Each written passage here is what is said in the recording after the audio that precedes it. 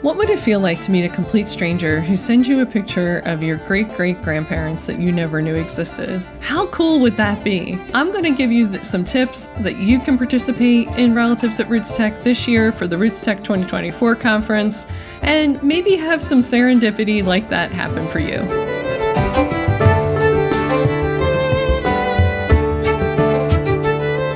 Hi, my name's Denise Allen. I'm a researcher here in Pennsylvania, and I'm helping you get ready for RootsTech 2024. In this video, I'm going to explain how you can participate in Relatives at RootsTech and get your family tree ready so that you can take advantage of those fun cousin connections with cousins that you didn't even know that you had that are alive and well and also researching their family trees just like you are. So whether you're attending RootsTech in person or online, you can participate in this Relatives at RootsTech connection, but it's only available for about a month. So you need to start now to get your tree ready to be ready to participate. Now, a few things to know about Relatives at RootsTech and the RootsTech app in general is that your identity as an individual is protected as you use the app. You pick a username, you don't need to pick your real name, you can pick a variation of your name, and all the communication with these distant cousins that you meet through RootsTech is done in the app. So you are not giving them your email address or your phone number or your home address. You are messaging them through the RootsTech application, and it's a great way to get to meet people and know someone, and maybe you decide later that you want to trade your personal information, but it's not something that you do up front. The second thing to know about participating with Relatives at RootsTech is that it is an opt-in experience, meaning that you need to choose to do it.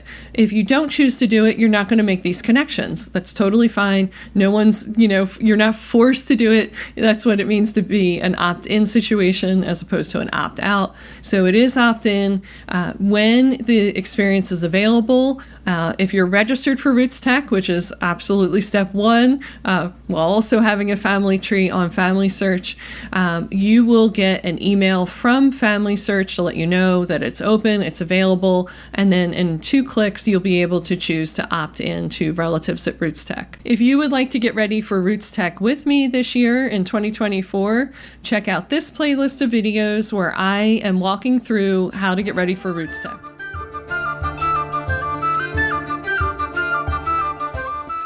What makes that Relatives at RootsTech connection so special? Well, we're participating in the Super Bowl of genealogy and everyone is hyped up, right? This is our chance to do our genealogy getaway time and just really focus on our family history. And that is what makes Relatives at RootsTech so special. Everyone all around the world for a few weeks out of the year is focused on family history and making the time to do their genealogy, maybe in a way that they haven't done in quite a while. This is where then you'll be able to get people's attention and have a conversation with them about that, maybe brick wall that you have in that 5th generation, or maybe that mysterious relative that you're not sure how you're connected to them at all, but you know that they're there. So it's all possible, as I said, with Relatives at RootsTech. You've made that connection to the Family Search shared tree. Now what? Well, it's time to get prepared for those connections. So a couple things to keep in mind when doing this, things that I did not keep in mind in past years, is mostly 2 things. One, you need to make the time to actually make the connections.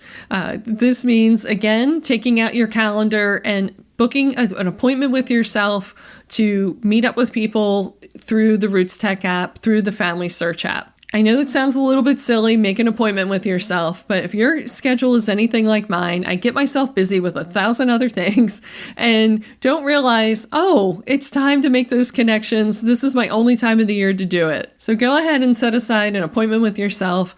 I would give yourself an hour a day throughout the RootsTech conference, which is February 29th through March 2nd. And I'd give myself, an hour a day for the week afterwards. Because again, everyone is excited and wanting to continue on with the conference experience. And I want to continue on making those connections because I have photographs and documents to share, and I hope others have those kinds of things to share with me too.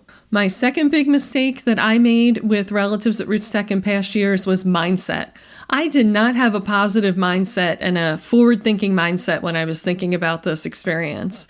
This really is the only chance I might have to connect with some of these folks.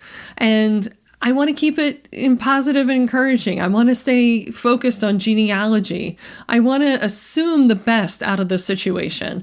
So all those things are things to keep in mind when making these cousin connections. So you decided that you wanted to participate in Relatives at RootsTech this year, and here's how to do it so you can make those fun connections with your cousins.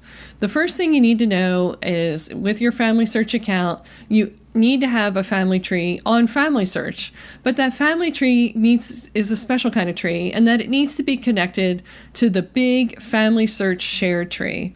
So Family Search has taken on in the last few years making one unifying family tree for everyone that's ever lived. I know this sounds like a crazy goal. It just sounds impossible, but it has been happening. The Family Search shared tree, last I heard, has 15 billion people on it. That's billion with a B, who have been connected and identified from genealogists all over the world. It's really amazing when you think about it. This undertaking, Family Search is able to make this happen because your ancestors will have a unique identifier under their name, and you'll also note pretty quickly that your generations go back further than you probably ever researched. So if you're not on the Family Search shared tree, you're going to want to go ahead and get that set up. And if you don't have a family tree on Family Search at all, you're going to start in Family Search to make this happen. You do not need to upload a GEDCOM. In past years, you would export from your current family tree software and upload into Family Search. We're not doing that anymore. It's much simpler to just start within Family Search. You're going to put yourself in if you're not already there, your parents, your grandparents. Maybe at this point, you'll start to make that connection to the Family Search shared tree. If not, put in your 8 great-grandparents. That's 8 individuals. And one of those should connect in at that point with the Family Search shared tree. You might need to go back one more generation, hopefully not, in order to make those connections. Once you're in the Family Search shared tree, you'll note that your ancestors will have collaborators, other people on Family Search, which you'll be able to see with their usernames, who have added documents to those individuals, maybe photographs, maybe stories and memories of them, and you'll be able to do the same thing. And if you're not sure what to say with your cousins, you're not sure how to open up the conversation, don't just sit and wait for people to contact you. You want to initiate it. If you're not sure what to say, be sure to check out my free download in the description below. You can get that document and it'll help you. What do I say to these distant cousins to lure them in and really connect? So look for the prompts in the document. Just click and you can get that downloaded for free and begin to start those conversations.